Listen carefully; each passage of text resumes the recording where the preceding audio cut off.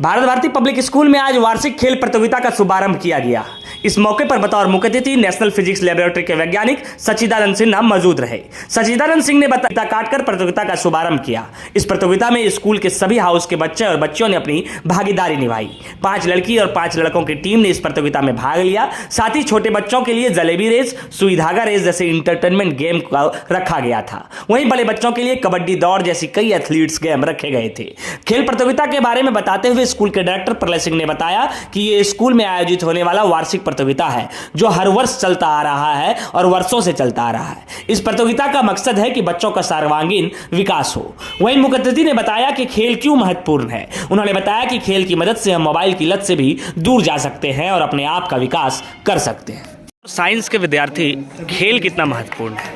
देखिए, साइंस के विद्यार्थी के लिए तो खेल और भी ज़्यादा ज़रूरी हो जाता है। वैसे तो हर किसी के लिए ज़रूरत है खेल की, लेकिन साइंस में क्या होता है कि जब आपको कई बार इतनी एकाग्रता की थोड़ी ज़्यादा ज़रूरत पड़ती है और एकाग्र चित्र होने के लिए स्पोर्ट्स का अपना बहुत बड़ा योगदान है। जब आप स्पोर्ट्स में एक्टिवली पार्टिसिपेट करते हैं, खेलते हैं, तो जो हार्मोन्स आपके शरीर में जनरेट होते हैं उनसे इवेंचुअली कॉन्सेंट्रेट करने में फ़ायदा पहुंचता है और उससे कंसंट्रेशन बढ़ता है।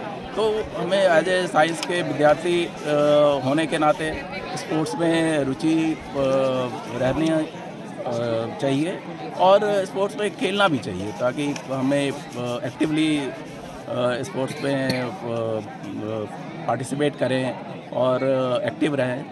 आज के अभिभावक जो बच्चों को मैदान तक नहीं भेजते हैं या यूँ कहते हैं कि खेलने से समय बर्बाद होगा, उनके लिए क्या संदेश होगा? नहीं, ये बिल्कुल गलत धारणा है और सच तो ये है कि खेलने से हमेशा ही कंसंट्रेशन बढ़ता है। आप चाहे कोई भी काम करते हैं उसके बाद, चाहे वो पढ़ाई क्यों ना हो, तो अगर आप नहीं खेलते हैं तो आप में शिथिलता बढ़ेगी, आपके अंदर पॉजिटिव हार्मोन्स जनरेट नहीं होंगे और जनरेट नहीं होने की वजह से आपका न केवल किसी पढ़ाई में कंसंट्रेट करने की बात है बल्कि बाकी चीज़ों में भी आपका मन कम लगेगा। डिजिटल होते हुए दौर में बच्चे मोबाइल तक सीमित रह गए हैं, मैदान तक नहीं। आखिर वो कैसे मैदान पर आएँ और उनके लिए क्या कुछ संदेश होगा?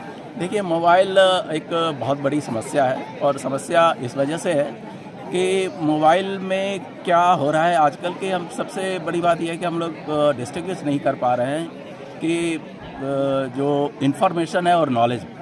इन्फॉर्मेशन की आजकल भरमार है मोबाइल की वजह से, हर सेकंड इन्फॉर्मेशन नए नए आते रहते हैं, लेकिन बच्चे और बड़े भी इन्फॉर्मेशन और नॉलेज में फ़र्क करना भूल जाते हैं। नॉलेज बिल्कुल अलग चीज़ है जहां आपको कंसंट्रेट करने की ज़रूरत है, पढ़ने की ज़रूरत है, एक विस्तृत जानकारी की ज़रूरत होती है, लेकिन इन्फॉर्मेशन एक्सप्लोजन की वजह से लोग मोबाइल में ज़्यादा उलझे रहते हैं और ये एक बहुत गलत चीज़ है। इससे बाहर आकर इसको छोड़कर कम करके धीरे धीरे और स्पोर्ट्स के मैदान में उतरने की ज़रूरत है। अगर एक बार सिर्फ आदत डालने की ज़रूरत है।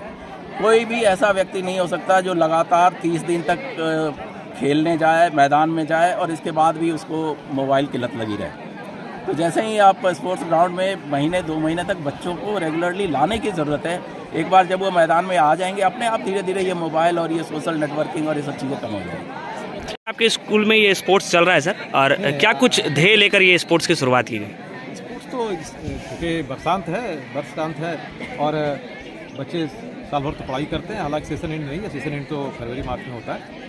तो ये एनुअल स्पोर्ट्स तो हर साल होता है और जैसा कि हमारे मित्र सखीदा ने बताया कि स्पोर्ट्स साइंस के स्टूडेंट्स के लिए बहुत ज़रूरी है। निश्चित तौर से ज़रूरी है डिजिटल एज में।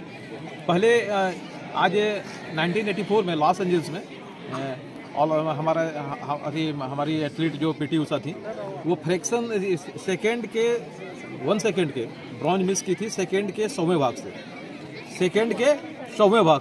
तो सेकेंड का 100वां भाग कौन मेजर कर सकता है? साइंस मेजर कर सकता है ना। तो साइंस मेजर कर सकता है तो डेफिनेटली साइंस के स्टूडेंट्स की ज़रूरत तो स्पोर्ट्स को भी पड़ेगी। और स्पोर्ट्स में जैसा कि पहले लोग कहते थे कि खेलोगे कूदोगे होगे खराब और पढ़ोगे लिखोगे बनोगे नवाब, लेकिन ये बातें आज चरितार्थ नहीं होती है। आज खेल की दुनिया में भी अगर आप बहुत अच्छा करते हैं, खेल में आप करियर बना सकते हैं। खेल कोटा पर कई सारी गवर्नमेंट ने इसको इंकरेज करने के लिए कई सारे जॉब्स दिए हैं और हरियाणा में तो हमारे देश में अगर मेडल्स जीते जाते हैं तो आधे कुश्ती में तो आधे से ज़्यादा, आधे से 3/4 मेडल्स वही ले जाते हैं। तो ये एक इन्वायरमेंट बनाया है हरियाणा ने, अन्य राज्यों को भी फॉलो करनी चाहिए इस बात को।